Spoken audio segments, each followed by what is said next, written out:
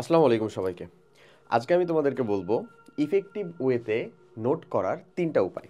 আচ্ছা, তো প্রথমত অনেকেই জিজ্ঞাসা করে, ফার্স্ট অফ অল ধরো কমেন্টে জিজ্ঞাসা করতে পারে, তারপরে হচ্ছে তারা সাপোজ ইনবক্সের ভিতরেও জিজ্ঞাসা করে যে ভাই আসলে নোট করে পড়াটা কি জরুরি? সাপোজ আমি যে ক্লাসটা কমপ্লিট করলাম সেটার পিডিএফটা তো আমাকে দিয়েই দিবে, বা ফেসবুকে তো কত সুন্দর সুন্দর লেখা দিয়ে নোট পাওয়া যায়। সো এই জায়গাগুলো থেকে একেবারে বলবো সম্পূর্ণ চিন্তাভাবনা বিতাড়িত হয়ে প্রথমত নোট করে মানে নোট করে পড়াটা জরুরি কিনা, মানে জরুরির উপর দিয়েও যদি কিছু থাকে তাহলে সেটার উত্তরটা হচ্ছে ওইটা ওইরকমভাবে ধরে নিবা। আর তারপরে সেটা মাথায় রাখতে হবে যে সেটা মাস্ট বি যেন নিজের তৈরি করা নোট হয়, নিজের করা নোট। ক্লাসের পিডিএফ অন্যের ঝকঝকে ফকফকে লেখা নোট, এটা ওই মানে ওই বন্যেরা বনে সুন্দর আর শিশুরা মাতৃ করে আছে না, ঠিক সেরকম ওই পিডিএফটা ফোনের ভিতরেই সুন্দর। ওটা আমি তুমি আর জিন্দেগিতেও খুলে দেখি না, খুলে দেখলেও কিছু বুঝি না, শুধু শুধু ওটা খালি ওই ফেসবুকে শেয়ার করে একটু রিচ বাড়ানোর কাজ, আর কোনো কাজ নাই। বুঝছো? সো নিজের তৈরি করা নোটটা করো, কারণ নিজের তৈরি করা নোট লিটারেলি তোমার পরীক্ষার আগের রাতের একগুচ্ছ কনফিডেন্স, লিটারেলি কনফিডেন্স। তো চলো আর কথা না বাড়িয়ে আমরা শুনি যে আসলে ইফেক্টিভ নোট করার কি মানে উপায়টা আমরা কি করতে পারি। ওকে, ফার্স্ট অফ অল নোটটা আসলে কিসের ফলাফল জানো ভাইয়া? রুটিন ওয়াইজ চলাচলের একটা ফলাফল। মানে তুমি যে রুটিন রুটিন মেনটেন করে চলতেছো, এইটার একটা ফলাফল বলতে পারো হচ্ছে তোমার করা নোট। এই নোটটা তুমি কিভাবে করবা? প্রথমত সাপোজ এটা একটা খাতার লেআউট। এই খাতার লেআউটে দেখো অলরেডি আমি এটাকে দুইটা সেগমেন্টে ভাগ করছি। একটা হচ্ছে উপরের এই অংশটুকু খাতা থেকে শুরুতেই, আর নিচের অংশটুকু। এটা আমরা প্রত্যেকটা পেজকে করবো না, এটা ফ্রন্ট পেজ টাইপের জিনিস। আচ্ছা, সো উপরের পেজের পার্টের ভিতরে প্রথমেই যে জিনিসটা যাবে সেটা হচ্ছে তোমার ডেট। এবং অবভিয়াসলি তুমি যে নোটটা করতে, সাপোজ ফিজিক্সের যদি নোট করো বা কেমিস্ট্রির যদি নোট করো, যারা আমরা এসএসসি পর্যায়ে আসি তাদের জন্য তো ফিজিক্স আর কেমিস্ট্রি এক খাতায় নোট করবো না নিশ্চয়ই, আলাদা আলাদা খাতায়। সো সাবজেক্ট লেখার কোনো প্রয়োজন নেই, সাবজেক্ট তুমি প্রথমেই লিখে রাখছো এটা। তো তুমি সুন্দর করে ডেটটা দিবা, তারপরে হচ্ছে এখানে সিচুয়েশন দিছি, এখানে মুড দিছি। যে কোনো একটা দিতে পারো, তোমার কাছে মনে হতে পারে হ্যাঁ যাচ্ছে তাই, কি দরকার এগুলা দেওয়ার। বিলিভ মি, এটা অনেক বেশি কাজে লাগে। তুমি যদি এটা জিনিস একটা ফলো করো, আমি তোমাকে যেটা বলতেছি, সামনে রোজা আসতেছে না, ওই রোজাতে এক কাজ করবা, সেটা হচ্ছে প্রত্যেক দিন মাগরিব নামাজ পড়ে সারাদিন তুমি কি করলা, সারাদিন তোমার সাথে কি কি ঘটলো এটা লিখে রাখবা। ঈদের দিন এগুলা পড়ো, নিজের খুব ভালো লাগবে। ঠিক ওই রকমই এই সিচুয়েশন বা মুডটা হচ্ছে অনেক জরুরি। কোনোদিন ক্লাসের ভিতরে একটা বাড়ি খাইছো, ঝগড়া করছো, হ্যান ত্যান, ওটা লিখে রাখতে হবে এমন না, ডায়েরির কথা বলতেছি না, হ্যাঁ কি না, ভালো কি খারাপ সেটা। বা এই যে সিচুয়েশন, আজকে বিদ্যুৎ নাই বাট আমি নোট করতে বসছি, এমন টুকটাক কিছু কথাবার্তা যেটা তোমার তোমার লাইফ রিলেট করে। ওকে, মানুষ বরাবরই তার স্মৃতি, সে তার মানে তার স্মৃতি, তার স্মৃতি বিজড়িত যে সময়গুলা, স্মৃতিমধুর যে সময়গুলা, ফেলে আসা সময়গুলা, এগুলোর প্রতি বরাবরই আকর্ষণ ফিল করে, বরাবরই সে সেখানে ফিরে যেতে চায়। এটাই আসল কথা। এজন্যই কিন্তু এই গানটা এখন পর্যন্ত অনেক ফেমাস, যে আগে কি সুন্দর দিন কাটাইতাম। বুঝছো? তো তুমি যদি এটা করো লিটারেলি ওটা নস্টালজিক হবা। যাই হোক, আসো আমরা কন্টেন্টের ভিতরে ঢুকি, আমি যেটার কথা বলতেছি। আচ্ছা, সো আমাদেরকে করতে হবে কি, সিচুয়েশন বা মুড যে কোনো একটা লিখতে হবে। আজকে আমার মন ভালো নেই, ঠিক আছে, এমন টাইপের তুমি যদি লিখো তাহলে ওইটা হবে না এমন বলছি না, বাট সুন্দর করে ওই রিজনটা একটু লিখে ফেলো, ঠিক আছে। যে আজকে বাবা এসে বাসায় একটু মুড মুড অনেক গম্ভীর করে আছেন, হেমন হ্যান ত্যান, যে কোনো কিছু একটা, এটা তোমার নোট করার একটা প্রিপারেটরি প্ল্যান, ঠিক আছে। ওকে, তারপরে যেটা মাস্ট দিতে হবে সেটা হচ্ছে টাইম। এখন 8টা বেজে 58 মিনিট, 8 PM দিলা টাইম, ডান।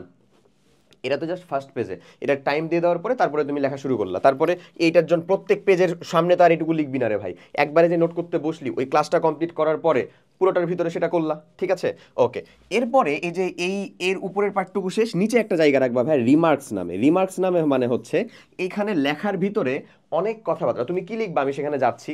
এখানে লেখার ভিতরে বেশ কিছু জিনিসপত্র তুমি বুঝবা না, বা বেশ কিছু জিনিসপত্র ডিরেক্টলি তুমি ইনফরমেশন যুক্ত করতে পারবা না। কিছু শব্দ, কিছু শব্দার্থ, বা এই জিনিসটা আমি অমুক জায়গা থেকে পাইলাম, এই যে এখানে একটা কিছু শব্দ আছে খুবই গুরুত্বপূর্ণ, এটাকে 3-4টা কালি দিয়ে লাগায় রাখছো, কিন্তু শব্দটা সোর্স কি ছিল ভুলে গেছো, ধরো ওই জিনিসটাকে সুন্দর করে এখানে লিখে রাখবা, ঠিক আছে, যে এই শব্দটা ওখান থেকে ছিল, এই শব্দটা এখান থেকে আসছে। গুড। সো এই রিমার্কসের জায়গাটাও কিন্তু জরুরি। অনেকেই মনে করে লাগবে না, এগুলো কিছু দরকার নাই, না, আমরা আমরা করে রাখবো, আমরা লিখে রাখবো, এটা রিমার্কস হিসেবে আলাদা একটা জায়গা রাখবো। এরপরে এরপরে আমরা এখানে লিখবো হচ্ছে আমাদের ক্লাস নোটস। আচ্ছা, এখন আমরা এখানে ক্লাস নোটসে কি লিখবো? বইয়ে যা লেখা আছে তা তুলবো, নাকি এই অধ্যায় শেষে শিক্ষার্থীরা কি শিখবে সেটা উঠাবো? কিছুই না। এই ক্লাস নোটটা কি করতে হবে, এটাই হচ্ছে সব থেকে বেশি ক্রুশিয়াল জায়গা। এটাকে কেন ক্রুশিয়াল জায়গা বলতেছি ভাই? কারণ এই জায়গার ভিতরে যদি তুমি অনেক ইনফরমেশন, এবড়ো থেবড়ো ইনফরমেশন লিখে রাখো, সেটা তোমার কাছে ওই যে তোমার না পড়া বই, হ্যাঁ, আর তোমার হচ্ছে করা নোট একই জিনিসই লাগবে।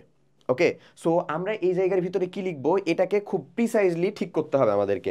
এবং ওইটা কি আসলে দেখো, একটা বিষয়ের যথার্থতা ঠিক রেখে যা তুমি বুঝলা সেটাই লিখবা। এখন যা তুমি বুঝলা কিভাবে, আইদার তুমি কোনো একটা সাজেশন বুক নিয়ে পড়াশোনা করতেছো বা মেন বই থেকে পড়াশোনা করতেছো, ওই টপিকের আলোকে নোট করতেছো এটা, অথবা তোমার জন্য বেস্ট উপায় হয়ে থাকে যেটা আমি সাজেস্ট করবো সেটা হচ্ছে এই যে ধরে নাও একাডেমিক অনশট একাডেমিক প্রোগ্রামের ভিতরে ক্লাস দেওয়া আছে, কোন ক্লাস কবে করতে হবে কোন সময় সেটা রুটিন এখানে দেওয়া আছে। সো তুমি যদি এইটাকে ফলো করো, এটাকে যদি ফলো করো, তাহলে ওই ক্লাসের ভিতরে ভাইয়া তোমাকে সুন্দর মতন বলে দিবে যে দেখো ভাই এই জায়গাটাকে নোট করো, এই জায়গাটা তোমার জন্য গুরুত্বপূর্ণ, সেই জায়গাটাকে নোট করো। সো ওইখানে ওই ক্লাসের ভিতরে সাপোজ তুমি ক্লাস করতেছো, স্ক্রিন প্লে দেখতেছো, একটা ক্লাসের টাইমিং হচ্ছে 45 মিনিট, একটা পার্ট মাত্র, নো প্রবলেম।